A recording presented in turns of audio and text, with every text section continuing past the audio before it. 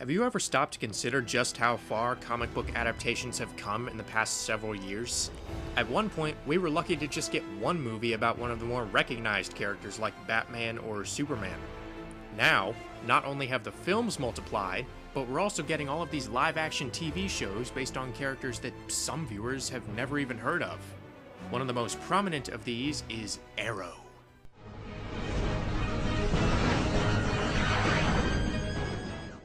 Based on the DC Comics character Green Arrow, the series tells the story of billionaire playboy Oliver Queen, who returns home to Starling City after being stranded on an island for 5 years.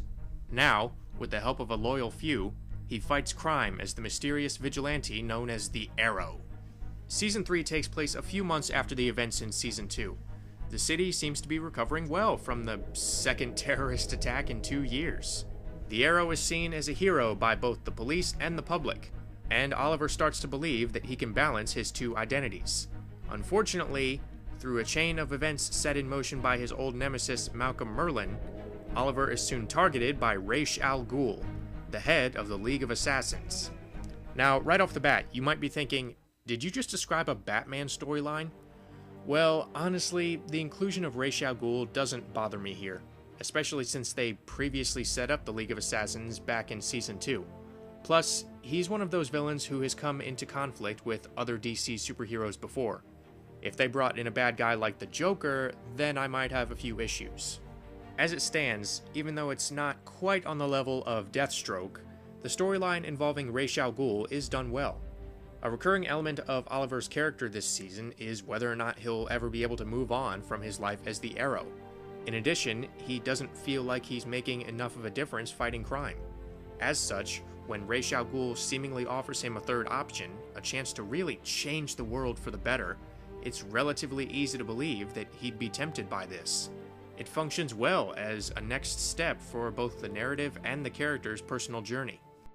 Then the rest of Season 3 happened. I didn't like it very much.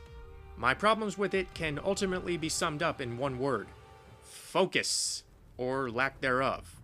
For whatever reason, money, the creators decided that this season should be more of an ensemble. In trying to further establish this DC TV universe, they introduce all of these other costumed characters, most of whom are just distracting. Sound familiar? Does Wildcat have anything to do with the primary narrative? Nuh-uh. What about Ray Palmer? Is his Atom suit connected in any way? Nope. Okay, well, how about those crossovers with the Flash? They're pretty cool. They must be tied into the seasonal arc, right? No. In conjunction with all of this, Oliver is no longer the only character with flashbacks. We might have one with Malcolm, or Deadshot, or Goth Felicity. I'm sorry, isn't this show called Arrow? In trying to shove all of these different characters and storylines in here, most of which are disconnected from each other, the show just becomes a mess. When it comes to stories of the hero trying to move on from the mask, The Dark Knight Rises just did it so much better. Okay, maybe I'm being a little harsh. Roy Harper finally gets to suit up as Arsenal, which feels earned since he was in training during the previous season.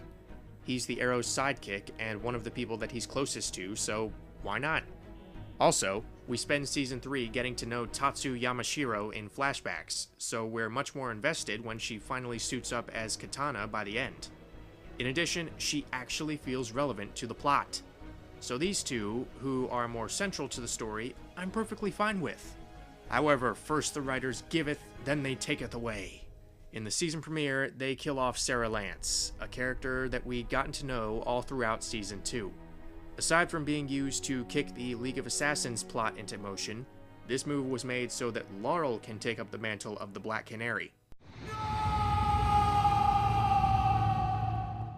Why make the weakest and most unlikable character on the show a superhero?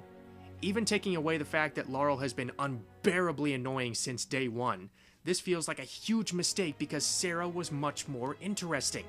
She was forced to kill people in order to survive, and she wasn't sure if her soul could ever recover from that, in spite of how many lives she saved. Laurel is a self-centered, self-righteous little toad who lets her emotions cloud her judgment and blames everyone else for her problems. She has not grown one bit since Season 1. In fact, she's actually gotten worse. It's additionally insulting since there was more that could have been done with Sarah, especially given her history with the League of Assassins. Take Athelstan from Vikings. He was a compelling character with an accomplished performance by George Blagden. However, his arc had come full circle when he rediscovered his faith, so I wasn't angry when he was killed off. Oh, I was sad, but there was a sense of completeness about it, like the end of a good book. That is not the case with Sarah's death. There is absolutely no build-up to it. She just shows up for one fight scene, has a few lines of dialogue with Oliver, and then she's dead. I'm dwelling on this too much. At least some of the other characters got more interesting. Figures like Diggle, Roy, Malcolm, and even Thea really grow as characters this season.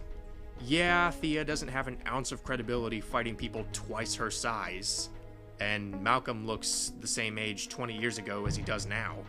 Also, Felicity gets a bit less interesting since so much of her screen time is devoted to her romantic relationship with Oliver, which goes back and forth so much that I could have sworn I was watching Leonard and Penny. But in most cases, seeing these characters grow is enjoyable, thanks in large part to the acting. Stephen Amell continues to lend a humanity and a subtle intensity to Oliver Queen. David Ramsey provides a passionate toughness as Diggle. Emily Bett Rickards is still endearingly awkward and relatable as Felicity. Colton Haynes is much more mature and loyal as Roy. Willa Holland thankfully downplays the diva persona as Thea. Ryla Fukushima is emotionally distant and intriguing as Tatsu. Carl Yoon lends a level-headedness and an inner turmoil to her husband Maseo.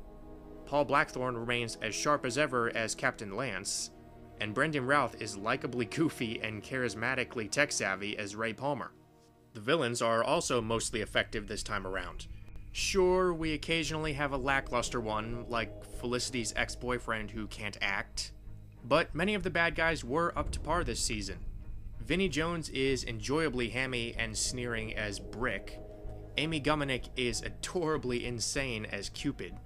Nick Tarabay is amusingly sly as Captain Boomerang. And we even get a menacing new Count Vertigo in Peter Stormare, which is a relief given how lame the first one was. In addition, Malcolm remains as devious as ever thanks to John Barrowman's enigmatic performance. But the big bad is Ra's al Ghul, played by Matt Nable. At first, I was nervous since Liam Neeson had already set the bar pretty high. But what I love about Nable's performance is just how condescending he is. Like, it's a given that he's better than you. What also works is his regal presence and religious attitude toward death, seeing it as a sacred duty. He eventually puts himself at odds with his daughter Nyssa, who is humanized a bit more here. As a result, Katrina Law gets to go deeper with her performance. However, I have to ask, in these two shows, how many people from Spartacus are there? 1, 2, 3, 4, 5? What, did the casting director binge watch the show and say, hey, those guys look pretty credible doing action scenes? Speaking of which, the action is another element that remains strong this season. The panning camera injects a kinetic energy into the cinematography, and the fight scenes themselves are well staged, with my personal favorite being the mountaintop duel. In addition, Blake Neely's musical score still hammers home a feeling of urban intensity while mixing in a few more exotic-sounding themes. Overall, Season 3 of Arrow, while not terrible by any means, ultimately failed to reach the heights of the first two seasons because it tried to do too much. The multitude of characters and plot lines took away from the personal story, which is especially disappointing given how much it improves when it actually does focus on Oliver Queen. Granted, the performances are admirable, the action scenes are accomplished, and the music really strengthens the atmosphere.